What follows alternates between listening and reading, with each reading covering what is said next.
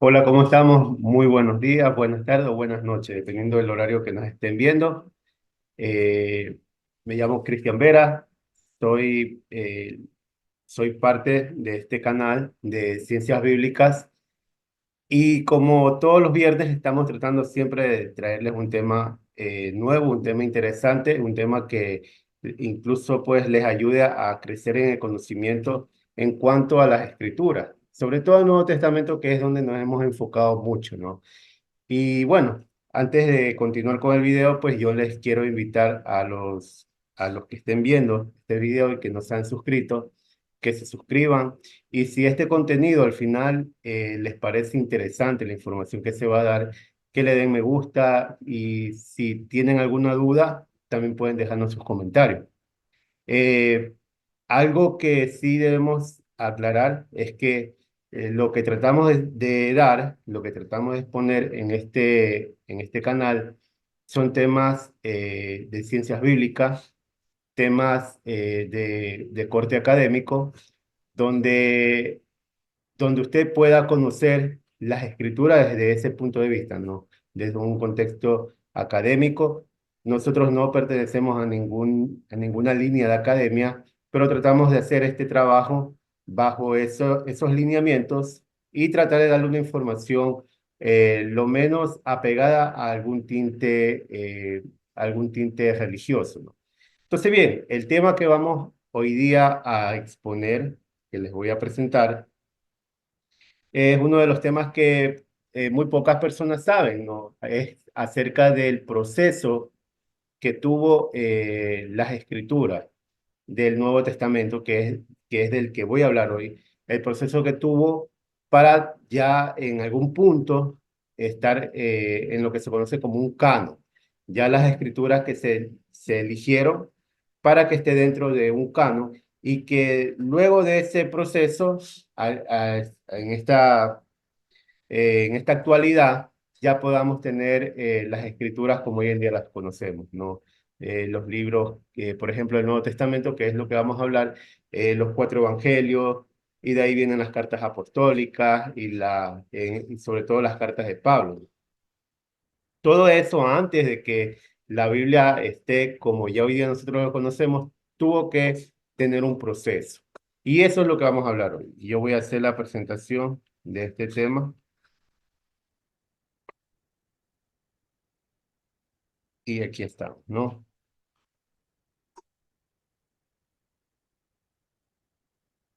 Bien.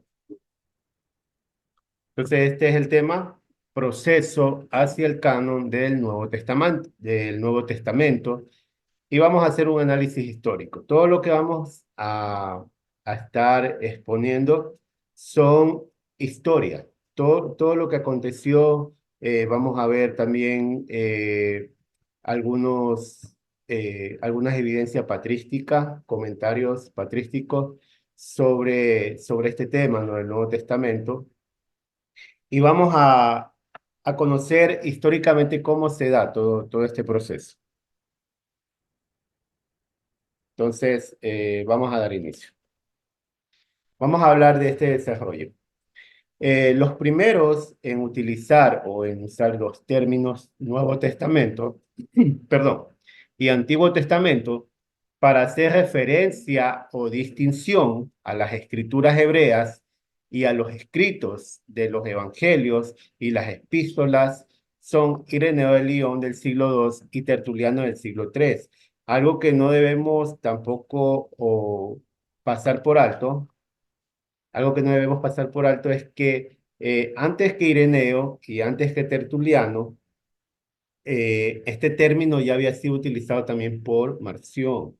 Marción es uno de los primeros personajes que utiliza el término Antiguo y Nuevo Testamento para diferenciar las escrituras de lo que hoy en día pues nosotros ya conocemos que es la Tanakh hebrea, o los libros hebreos y las escrituras que vienen pues relatando la historia de Jesús o de Yeshua. Entonces vamos a tomar en cuenta eso, ¿no? Que una de las primeras personas que empieza a hablar de este término es Marción del Ponto, y luego de él, luego de su muerte, Ireneo, Tertuliano y algunos padres de la iglesia, hablando en contra de la doctrina marcionista, es que ellos hacen mención de estas palabras, estos términos, como lo estamos viendo, en este caso Ireneo y Tertuliano, ¿no? Bien, se me fue una diapositiva y vamos a leer lo siguiente. Algunos autores, como John J. Collins, David Noel Friedman y Kendall Soulen, atribuyen el uso término testamento a una elección consciente de los traductores de la Septuaginta, que quisieron evitar el hablar del berit o brit, para que no se entendiera que es un pacto entre iguales. ¿Por qué? Porque Brit es un pacto, ¿no? Un pacto entre dos personas por iguales. Y los traductores de la Septuaginta, para evitar este término, hablando sobre el Nuevo Testamento, este término que en griego sería sinteki, que se traduce como alianza, decidieron escoger el término diateke, que se traduce como testamento o voluntad, que es la obligación de uno solo con respecto a otro que solo recibe beneficio. De esta forma destacaron más la disparidad entre las partes, es decir, entre Dios y los hombres. Entonces, estos términos, pues que ya se escogieron como de forma definitiva para ahora sí ya reconocer el Antiguo Testamento y el Nuevo Testamento. Tenemos que tomar en cuenta esto, ¿no? Que dentro de la traducción de la Septuaginta, los traductores de la Septuaginta decidieron no utilizar el término Brit, sino que utilizar el término en griego diateke. Bien, continuamos. Ahora vamos a ver algunas evidencias patrísticas, algunos padres de la iglesia que empiezan a hablar, ¿no? O que nos dan la evidencia de este proceso del canon del Nuevo Testamento. Vamos a leer a Ireneo de León en esta obra que se llama Demostración de la Predicación Apostólica. Dice lo siguiente: por tanto, el Señor mismo nos dio el signo de Emanuel, nacido de la Virgen, para que sepamos que en él se cumplió las promesas hechas a David, de que su descendencia saldría el Cristo eterno. Así lo anunciaron también los profetas diciendo: he aquí que yo pongo en Sión una piedra angular, escogida, preciosa, y el que creyeren en ella no será confundido, haciendo referencia a Isaías 28:16. Y también vendrán muchas naciones al Señor en aquel día y serán su pueblo y habitarán en medio de tu tierra, que es lo que dice en Zacarías 2:15, ¿no? Entonces, perdón. Entonces dice Ireneo, ¿no? Así pues, por medio de esto y otros muchos testimonios del Antiguo Testamento, se nos muestra que el Verbo de Dios se hizo hombre y habitó entre nosotros. ¿Qué es lo que queremos mostrar en este caso de lo que Ireneo de León menciona en esta obra? Es el término que él utiliza, ¿no? Ahí vemos que el término que él utiliza es Antiguo Testamento, ya como hoy en día nosotros lo conocemos. Bien, ahora vamos a leer a Florente Tertuliano en su obra Contra Marción. Esta obra, pues, que si nosotros queremos conocer la vida de Marción, Marción del Ponto y el movimiento que crea Marción del Ponto, nosotros no vamos a poder acudir a una obra que él haya escrito contando acerca de su historia y del movimiento que nace de él, sino que necesariamente vamos a tener que acudir a los padres de la iglesia. Y los padres de la iglesia, pues, cuando usted va a los padres de la iglesia a leer sobre Marción del Ponto, nunca va a encontrar algo positivo que ellos hablen de Marción, sino más bien algo, llamémosles, en contra. Incluso así se llama la obra de Tertuliano, ¿no? Contra Marción, porque ellos siempre estuvieron en contra de la ideología y del movimiento que nace después de que Marción del Ponto, pues, decide crear su primer canon bíblico. Y ya vamos a hablar de esto más adelante. Entonces vamos a leer qué nos dice, en este caso, Florente Tertuliano. Dice, pero si el Antiguo Testamento, y tomen en cuenta esto, ¿no? Ya está utilizando la palabra antiguo y va a utilizar también la palabra nuevo. Pero si el Antiguo Testamento es contrario al Nuevo Testamento, ¿cómo puede ser que el Antiguo Testamento haya anunciado a Cristo y que Cristo haya confirmado el Antiguo Testamento?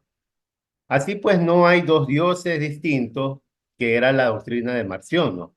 Marción creía que existían dos dioses distintos, el Dios del Antiguo Testamento y el Dios del Nuevo Testamento. Entonces dice, refutando esta doctrina de Marción, dice Florente Tertuliano, así pues, no hay dos dioses distintos, uno bueno y otro justo, sino uno solo que es bueno y justo a la vez. Y así como hay un solo Dios en ambos testamentos, así también hay una sola ley en ambos testamentos. Y esto es importante, ¿no? Importante para quienes en algún momento, pues, que hacen un análisis correcto de las escrituras, llegaron a la conclusión de que la ley que está escrita en el Antiguo Testamento, en la Torá, como conocemos los que estudiamos la Torá, sabrán que aquella ley que se encuentra en la Torá no es una ley distinta a lo que nosotros vemos en el Nuevo Testamento, ¿no? Cuando vemos la vida de Yeshua, de los apóstoles, todo lo que nace después de Yeshua, ¿no? Este movimiento de los apóstoles, que ellos no estaban enseñando cosas diferentes que los mismos mandamientos que estaban en el Antiguo Testamento, porque ellos eran israelitas, ellos eran judíos, y por tanto ellos no iban a vivir de una forma diferente de la que ellos ya habían vivido y que ellos entendían que era un pacto que el Eterno o el Creador hizo con ellos. Entonces, bien, para que quede eso, pues, para que quede eso confirmado, ¿no?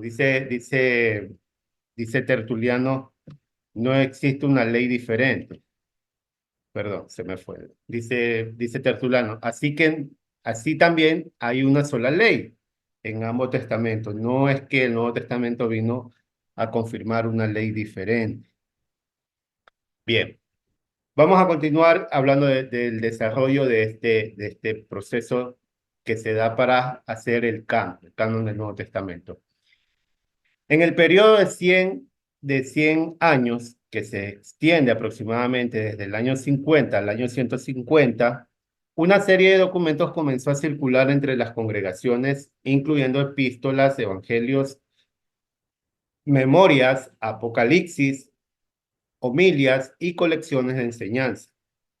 Y tome en cuenta que estoy diciendo Apocalipsis, es porque no solamente es el Apocalipsis de Juan que nosotros conocemos que existe en la Biblia, ¿no? Sino que hay otros tipos de Apocalipsis que también se escribieron en su tiempo, los cuales no entraron dentro del canon porque consideraron que eran documentos muy tardíos y que no tenían nada que ver, en este caso, pues, con la línea llamémosles de enseñanza, ¿no? Con la línea de enseñanza de Jesús y de los apóstoles, o de Yeshua y los Sholiach. Bien, para la mayoría es una lista acordada de 27 libros, que es lo que hoy en día pues nosotros tenemos, pues. Ya, en algún momento pues decidieron que sean 27 libros y eso están actualmente en la Biblia. En su carta de Pascua, en el año 367, Atanasio, obispo de Alejandría, dio una lista de libros, de los libros que se habrían convertido en los 27 libros canon del Nuevo Testamento. Y él usó las palabras canonizado o canonizomena en griego con respecto a ello. Ya en este caso, pues la primera vez que ya se utiliza el término de canon, canonizado, ¿no? Esto en el año 367 por este obispo llamado Atanasio de Alejandría. Bien, ahora, para que ustedes pues conozcan un poco más, ¿no? Cómo se va dando el desarrollo de este canon, yo les había mencionado acerca de Marción, que fue uno de los primeros personajes que hace una recompilación de las cartas de Pablo y que también dentro de este canon que él crea, que sería el primer canon del Nuevo Testamento, que es lo que hace Marción, también está lo que hoy en día conocemos como el Evangelio de Lucas. Y vamos a hablar acerca de este tema en esta diapositiva, ¿no? Acerca de Marción del Ponto y su obra llamada Apostolicón. Marción creó un canon, un grupo definido de libros que él consideraba como totalmente autoritarios, desplazando a todos los demás. En este caso, pues, como ya les mencioné, algunos documentos que circulaban durante esta misma fecha. Este constaba de 10 de las epístolas paulinas, sin contar las epístolas pastorales como se conocen, ¿no? Primera de Tito, segunda de Tito y Timoteo. Y el Evangelio de Lucas. Fue el primero, según los registros, ¿no? Según los registros, fue el primero en proponer un definitivo y exclusivo y único canon de las escrituras cristianas compilado en algún momento entre los años 130 y 140 después de la era común. Entonces, para los que tal vez no conozcan esta historia, ¿no? De cómo es que Marción crea esta obra, pues bueno, hay mucha información, ¿no? De cómo nace, pero la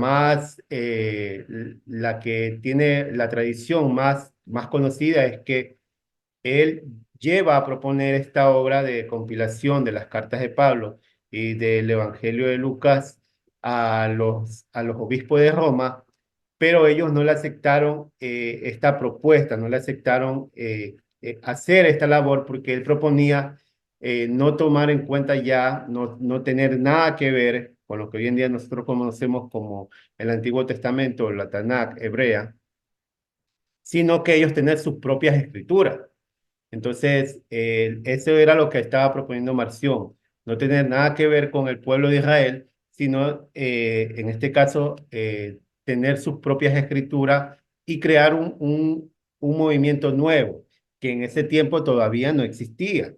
En este tiempo, entre los primeros años del siglo II, no existía un movimiento diferente al que había sido fundado por los apóstoles. Entonces, no estuvieron de acuerdo los obispos de Roma y decide Marción del Ponto tomar este trabajo de hacerlo él mismo, ¿no? Él mismo tomarse el trabajo de que esta obra lleguen a todas las comunidades que se conocían como las comunidades paulinas, ¿no? Las comunidades que habían sido fundadas por Pablo. Y es así como por primera vez se empieza a difundir este documento ya conocido en su tiempo como el Nuevo Testamento, ¿no? El Nuevo Testamento de Marción. Bien. Luego de Marción, vamos a ver lo siguiente, ¿no? Encontramos que Ireneo de Lyon crea una obra llamada Tetramorfos. Y en esta obra él recopila los 4 evangelios que hoy en día ya conocemos, ¿no? Mateo, Marcos, Lucas y Juan. Y esto lo hace aproximadamente entre los años 160. Esta obra, el Evangelio cuádruple, no era amplio y mucho menos universalmente conocido. Quiere decir que esta obra no tuvo mayor relevancia en su tiempo. Luego de esta obra se da a conocer también durante el mismo periodo de tiempo la obra llamada Diatesarón, que la realizó Tasiano el Sirio. El título Diatesarón proviene del latín diatesarón, que significa hecho de 4 ingredientes, ¿no? Eso es lo que significa la palabra diatesarón. Derivado a su vez del griego diatesarón de 4. Tasiano buscó armonizar los evangelios en términos de texto para hacer que tuviese lugar todo el material canónico y se sugiere que fue alrededor del año 160, ¿no? En la misma línea de tiempo de la obra de Ireneo de Lyon. ¿Qué hace Diatesarón? toma ya los cuatro evangelios y él crea una sola obra llamada, perdón, que hace Taciano, toma los cuatro evangelios y hace una sola obra llamada Diatesarón, donde él armoniza estos cuatro evangelios y crea una sola obra, ¿no? De estos cuatro evangelios crea una sola obra. Esto en el año 160, después del primer canon que se da a través de Marción del Ponto. Bien, vamos a la siguiente diapositiva.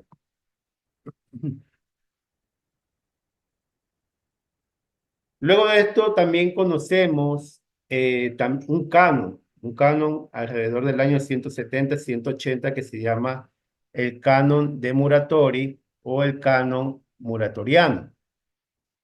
Esta es una de las listas más antiguas conocidas de libros considerados canónicos del Nuevo Testamento. Algo que debemos conocer es que esta es una obra hecha en latín, lo que se conoce como el latín antiguo. Esta es la primera obra que se conoce en latín, donde ya se compiló prácticamente todos los libros que hoy en día nosotros conocemos en nuestras Biblias, ¿no? Del Nuevo Testamento alrededor del año 170, 180, ¿no? Existía un conjunto de escritos algo similar a los que hoy en día es el Nuevo Testamento de 27 libros, ¿no? Este es el canon muratoriano. Ahora vamos a volver a presentar algunas evidencias patrísticas de, de, acerca del canon, ya, acerca del canon de lo que ellos ya conocían como libros aceptados, los libros que para ellos pues ya eran aceptados y que poco a poco estos libros aceptados o estos documentos aceptados pasaron a formar parte de lo que hoy en día conocemos como el canon. Bien, hablaremos ahora de Clemente de Alejandría. Clemente de Alejandría, en su obra Estromata 7, capítulo 17, dice lo siguiente: así pues, todos los escritos inspirados son una carta de Cristo a su iglesia, y entre ellos los evangelios son los primeros y principales. Pablo, por su parte, escribió 14 cartas, pero en cada una de ellas hace mención de que habla por mandato divino. Y el Apocalipsis tiene por autor a Juan y contiene un misterio. Nosotros también poseemos el libro llamado Pastor, que Hermas escribió recientemente en nuestra época en Roma. Este libro que se conoce como el Pastor Hermas es un libro pues que no entró dentro del canon bíblico, pero que es muy interesante, ¿no? Muy interesante lo que en este libro se da. Entonces vemos que ya Clemente de Alejandría ya empezó a hablar de los libros que ya eran aceptados. En su tiempo, ya esto aproximadamente a finales del siglo II e inicios del siglo III. Ahora, durante esa misma línea de tiempo, ¿no? Entre el siglo III al siglo IV, también Eusebio de Cesarea nos habla acerca de esta lista de libros que ya eran aceptados y que todavía no se había formado lo que hoy en día conocemos como el canon. Vamos a leer lo que él escribe en su obra Historia Eclesiástica, libro 3, capítulo 25. Clasificó los libros del Nuevo Testamento, esto lo hace Eusebio de Cesarea, ¿no? Él clasificó los libros del Nuevo Testamento en 4 categorías: reconocidos, disputados, espurios y heréticos. Entre los reconocidos, él menciona los 4 evangelios, las cartas de Pablo, excepto Hebreos. Para Eusebio de Cesarea, Hebreos no vendría a ser una de las cartas para el Nuevo Testamento, ¿no? La primera carta de Juan, la primera carta de Pedro y el Apocalipsis. Entre los libros que para Eusebio eran disputados, o sea, que se disputaban, no se sabía si en algún momento iban a pertenecer al canon o no, él menciona a Hebreos, Santiago, segunda de Pedro, segunda y tercera de Juan y Judas. Ahora, hablando de los espurios, menciona Hechos de Pablo, que es un documento que no pasó a formar parte del canon, ¿no?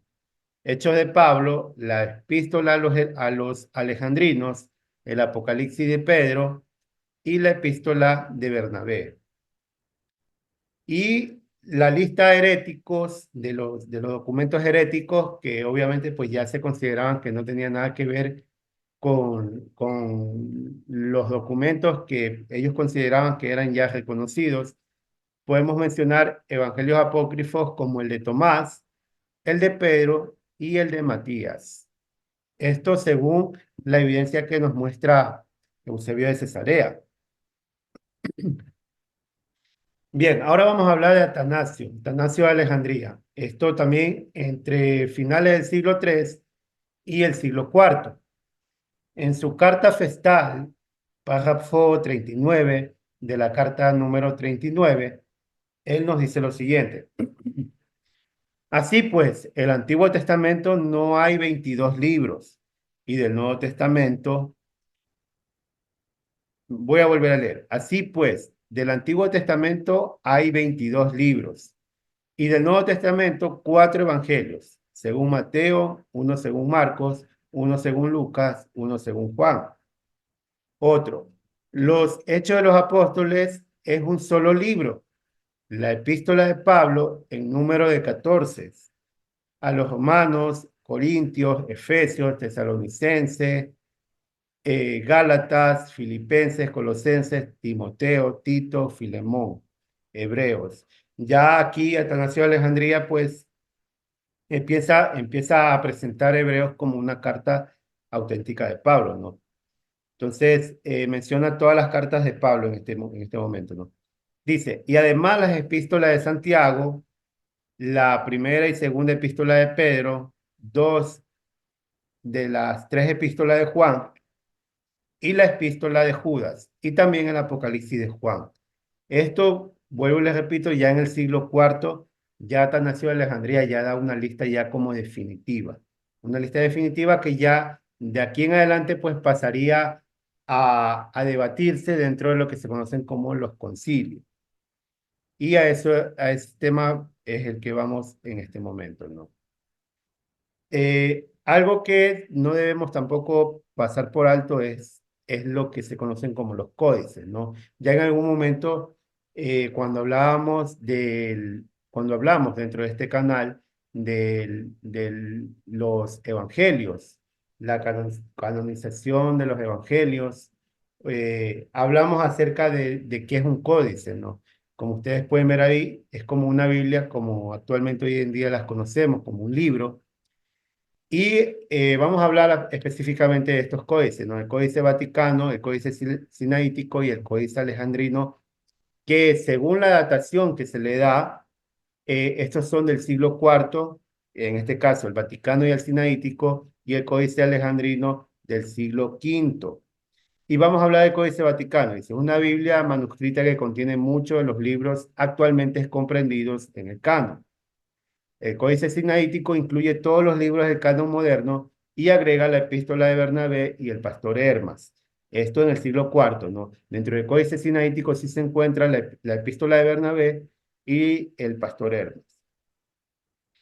Y el Códice Alejandrino incluye todos los libros del canon moderno y agrega la primera y segunda epístola de Clemente. Entonces, para que ustedes consideren esto, ¿no? Esto es del siglo IV, casi del mismo tiempo de Atanasio Alejandrino, de Alejandría. Bien. Ahora vamos a hablar de este personaje, ¿no? De Constantino el Grande. Este personaje en el año 331 comisionó a Eusebio a entregar 50 Biblias para la iglesia de Constantinopla. Se especula que esto puede haber proporcionado la motivación para las listas canónicas. Y algo importante que debemos conocer, ¿no? Que el Códice Vaticano y el Códice Sinaítico pudieron haber sido un ejemplo de estas Biblias. O sea, esta comisión que hace, que le da Constantino el Grande a Eusebio de Cesarea de crear 50 Biblias para las iglesias de Constantinopla, es muy probable que si sobrevivió una obra de esta, pueden que hayan sido estas obras que hoy en día nosotros conocemos como el Códice Vaticano y el Códice Sinaítico. ¿Por qué? Porque son de la misma línea de tiempo. Es en el siglo IV, ¿no? Junto con la Peshitta, y el Códice Alejandrino. Bien, ahora vamos a hablar sobre Papa Dámaso I, ¿no? Papa Dámaso I que a finales del siglo IV, a finales del siglo IV, él también comisiona hacer una Biblia como lo que hizo en este caso Constantino el Grande. Bien, dice lo siguiente, en el Sínodo Romano del año 374, Dámaso I promulgó el canon de las Escrituras Sagradas, es decir, una lista de los libros del Antiguo y Nuevo Testamento que deben ser considerados la palabra inspirada de Dios. Y ordenó a su secretario Jerónimo hacer la traducción latina de la Biblia conocida como la Vulgata en el año 382 después de la Era Común. 2 años antes de su muerte, la misma que duró más de 2 décadas en realizar, esta Biblia no es que fue que él dio la orden y ya se hizo de una, no, dice que duró más de 2 décadas en realizarse esta obra. La Vulgata se basó en los textos originales en hebreo y griego y se convirtió en la versión oficial de la Biblia para la Iglesia Católica que ya en su tiempo ya se había fundado, ¿no? Ya en este tiempo ya se había fundado la Iglesia Católica y ya se había fundado lo que luego pues ya se vendría a conocer como el movimiento cristiano, ¿no? Ya en este tiempo ya existía. Vemos como una de las labores que se hace por orden de Constantino, se da esta obra de las Biblias y pues es muy probable que ahí sobrevivió estos documentos que se conocen hoy en día como el Códice Sinaítico, Vaticano, la Pechita y el Códice Alejandrino. Unos años más tarde, también Dámaso I pues ordenó hacer la Vulgata Latina a Jerónimo de Estridón, y esta Biblia ya aparece en el siglo V. En el siglo V ya se publica esta Biblia y fue la Biblia oficial de la Iglesia Católica por lo menos hasta el año 1500, ¿no? Hasta el año 1500 cuando ya empezaron a surgir personajes como, en este caso vamos a hablar de este personaje que inicia esta obra llamada el texto mayoritario, ¿no? Que es también conocido como el texto receptus. Eh, eh, este personaje menciona que no estaba de acuerdo, ¿no? Con que la iglesia pues solamente lea una traducción de Biblia en latín y decidió acudir a los escritos griegos y hacer una versión crítica del Nuevo Testamento en griego. Y también más adelante, pues, luego de esta obra que él hace, surge también lo que se conoce como el movimiento de Lutero, ¿no? Es cuando ya se divide la iglesia y inicia a crearse un nuevo movimiento de cristianos protestantes. Y bueno, y de aquí en adelante pues ya se toman estas Biblias que se han traducido con estos documentos en griego, que ya nosotros en algún momento ya los pusimos en un video también para los que deseen entrar. Igual yo les voy a dejar los links o etiquetas de lo que estamos hablando para que ustedes puedan revisar este tema. Y, y pues bueno, todo esto se da, pero no hasta el año 1500, ¿no? O sea, tuvieron que haber pasado aproximadamente 1000 años después de que la Vulgata Latina sea el único documento que se podría leer en las iglesias cristianas, sobre todo en la iglesia católica que existió hasta ese tiempo. Y de ahí en adelante ya se empezaron a utilizar estos escritos en griego, o sea, traducciones hechas a partir de documentos en griego que eran documentos del siglo X al siglo XV aproximadamente, que había en su tiempo, ¿no? Bien,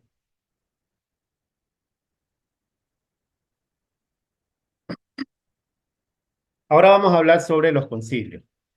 En el año 393 se da el concilio de Hipona, donde se ratificó el mismo canon del Papa Damaso I. O sea, el canon que ya había creado el Papa Damaso I, lo que comisionó, ¿no? La Vulgata Latina, que la haga Jerónimo, ya se ratificó en este concilio, en el concilio de Hipona en el año 393. En el tercer concilio de Cartago, en el año 397, o sea, 4 años más tarde, también se confirmó el mismo canon de Hipona y se envió al Papa para su aprobación. En el cuarto concilio de Cartago, en el año 419, se reafirmó el mismo canon y se declaró que nadie podía leer o poseer libros no canónicos. Es decir, era un delito. Si alguien tenía algún documento que no tiene nada que ver con la versión Vulgata Latina, que ya en este tiempo ya se estaba dando a conocer, entonces eso era un delito. Era un delito, pues, que sabemos que es así como la Iglesia Católica, pues, impartía su justicia a partir de las leyes que ellos daban dentro de estos concilios. El concilio de Florencia o Basilea en el año 1431 al año 1445 se proclamó solamente el mismo canon como dogma de fe para la Iglesia Católica. Años más tarde, 100 años más tarde aproximadamente, en el concilio de Trento se reiteró el mismo canon en respuesta a la reforma protestante, lo que ya les mencioné hace un momento, ¿no? Esta reforma protestante que nace con Lutero y bueno, en este concilio se reafirmó el mismo canon. ¿Por qué? Porque obviamente pues el canon que contenía la Iglesia Católica contenía libros que ya no se encuentran dentro del canon protestante, de la Biblia protestante como hoy en día nosotros conocemos la Reina Valera 1960, ¿no? Sino que contenía otro tipo de libros, pero en este concilio se reafirmó los libros, ¿no? Los libros que estaban dentro del canon bíblico. Y rechazaba algunos libros del Antiguo Testamento llamados deuterocanónicos. Entonces, aquí hemos llegado al final de esta presentación. Obviamente hay mucha información. Lo que yo trato de presentarles es la forma más resumida, de la forma, llamémosles, más pequeña, digamos así, para que usted pueda entender cómo se da este proceso del canon bíblico, sobre todo lo que hemos hablado hoy en día, que es el canon del Nuevo Testamento. El canon del Antiguo Testamento es un tema muy aparte, no he tocado ese tema porque, vuelvo y repito, es un tema bastante amplio, bastante extenso, pero hablando sobre el canon del Nuevo Testamento, les he presentado eso, ¿no? Cómo se fue dando poco a poco este proceso cuando aparecieron las primeras compilaciones por Marción, por Ireneo, por Tasiano, el canon muratoriano, y se inicia cómo se inicia este proceso de aceptar algunos documentos y rechazar otros, hasta que, bueno, ya definitivamente entre el siglo cuarto ya se da una lista ya más definitiva y en los siguientes concilios, después de esto, después de la orden del Papa Damaso I, ya se reafirma cuáles serían los libros que iban a poseer el canon bíblico, sobre todo, pues, en este caso, el canon bíblico de la Iglesia Católica. Muchas gracias por habernos visto. Si llegó hasta el final de este video, le pido pues que nos deje su comentario, que nos deje su me gusta y pues si es que no se ha suscrito, que se suscriban. Recordemos pues que la información que estamos dando es una información de corte académico, información técnica, esperando pues que esta información también sea de ayuda para ustedes, ¿no? En el crecimiento en cuanto a todo lo que tiene que ver con la Biblia y en este caso a lo que tiene que ver con el Nuevo Testamento.